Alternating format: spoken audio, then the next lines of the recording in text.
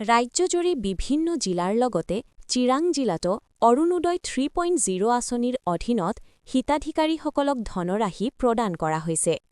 বিজনী পৌৰসভাৰ প্ৰাংগণত অনুষ্ঠিত এক অনুষ্ঠানত মুঠ 2021 গৰাকী হিতাধিকাৰীক এই ধনৰাশি বিতৰণ কৰা হয়।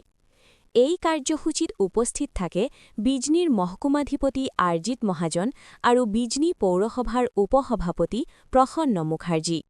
তেওঁলোকে হিতাধিকাৰীসকলৰ সৈতে মত বিনিময় কৰি আঁচনিখনৰ লাভালাভ সম্পৰ্কে আলোকপাত কৰে। 10 মাৰ্চ মঙলবাৰে হিতাধিকাৰীসকলৰ বেংক একাউণ্টত এই ধনৰাশিত জমা দিয়া হয়। এইবাৰ প্ৰতিগৰাকী হিতাধিকাৰীয়ে এককালীনভাৱে 9,000 টকা লাভ কৰে।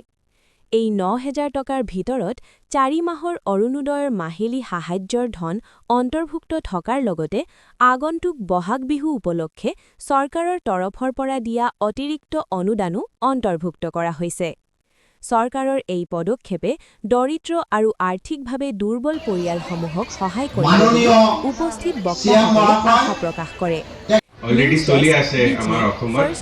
এতিয়া যদি বিহু আহি আছে এইটো কাৰণে আপুনি একেলগে টকা এই মাহ পাব 9,000 টকা এই মাহ আমি আজি ডাইৰেক্ট বেনিফিট ট্ৰান্সফাৰৰ আপুনি জানেনে ডাইৰেক্ট বেংকত গুচি যায় টকাটো তো এনেকৈ আমি এবাৰী ডিষ্ট্ৰিবিউশ্যন কৰিব।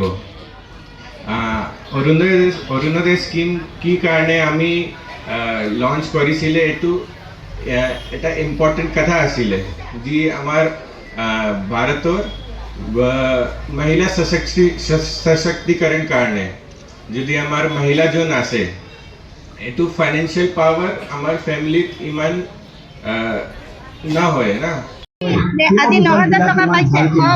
পাইছে। কিমান খুব ভাল লাগিছে। আমি আৰু CM sir thank you so much আৰু দ্বিতীয় আৰু ছাৰক আমি থেংক ইউ সো মাচ।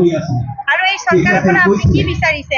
আমি আৰু এই চৰকাৰৰ পৰা খালি আমাৰ মহিলা নহয় আমি আৰু গোটেই অসমৰ উন্নতি আৰু চাই আছো আৰু আমাৰ মহিলাবিলাক যাতে আৰু উন্নতি হ'ব এইকাৰণে আমি চৰকাৰক অনুৰোধ কৰিছো আমাৰ মহিলাসকলক এনেকৈ যদি হেল্প কৰি থাকে তেনেহ'লে বিৰাট ভাল লাগিব আৰু তাক আমি আৰু আমাৰ চিএমক থেংক ইউ